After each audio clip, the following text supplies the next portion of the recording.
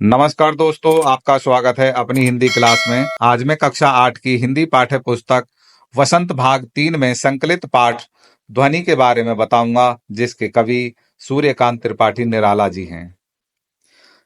सूर्यकांत त्रिपाठी निराला जी द्वारा रचित जो कविता का शीर्षक आपकी पाठ्य पुस्तक में दिया गया है ध्वनि, वो इस प्रकार है।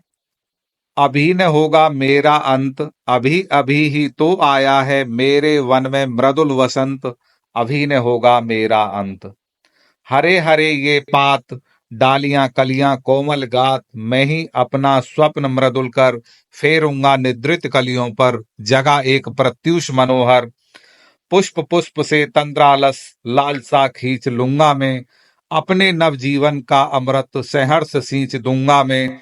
द्वार दिखा दूंगा फिर उनको, हैं मेरे वे जहां अनंत, अभी न होगा मेरा अंत।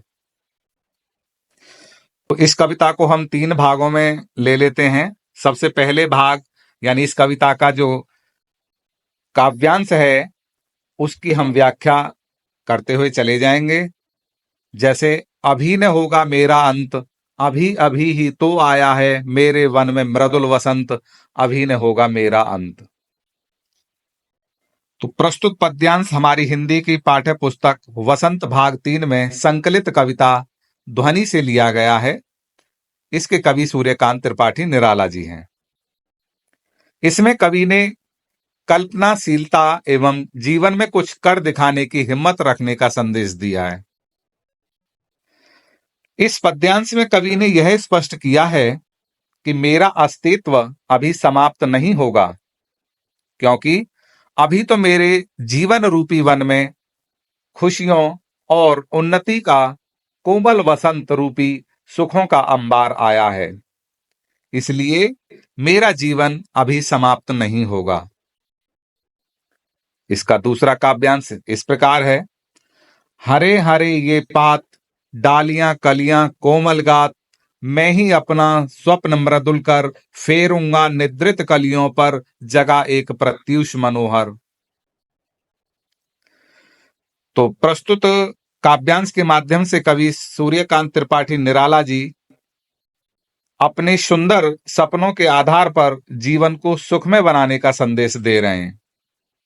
कवि निराला जी कहते हैं कि जिस प्रकार प्रभात बेला में डालियां कलियां विशेष आभा अर्थात कांति से युक्त होकर चमक उठती हैं, उसी प्रकार मैं प्राप्त उपलब्धियों से अपना सपना स्वीकार करूंगा। जीवन में सोई हुई शक्तियों को जगाकर एक सुंदर जीवन का निर्माण करूंगा। कविता का तीसरा काव्यांश इस प्रकार है। पुष्प पुष्प से तंद्रालस लालसा खींच लूंगा मैं, अपने नवजीवन का अमृत सहर्ष सींच दूंगा मैं। द्वार दिखा दूंगा फिर उनको, है मेरे वे जहां अनंत, अभी न होगा मेरा अंत, अभी न होगा मेरा अंत। प्रस्तुत काव्यांश के माध्यम से कवि कहना चाहते हैं कि मैं प्रत्येक परिस्थिति में आलस्य का त्याग कर जीवन की पूरी शक्ति लगाकर उस अनंत अविनाशी शक्ति को पालूंगा। कवि कहना चाहते हैं कि मैं प्रत्येक फूल से अलसाई अर्थात आलस से भरी हुई मुरझाई कली को दूर करके अपने जीवन का श्रम रूपी अमृत उन पर सींच दूंगा अर्थात बिखेर दूंगा।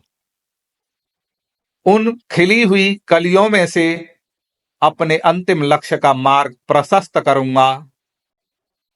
इस प्रकार इस कविता का जो भावार्थ है, जो व्याख्या है, वो यहीं पर समाप्त हो जाती है। वीडियो को पूरा देखने के लिए धन्यवाद। चैनल को सब्सक्राइब कीजिए, वीडियो को लाइक कीजिए, कमेंट कीजिए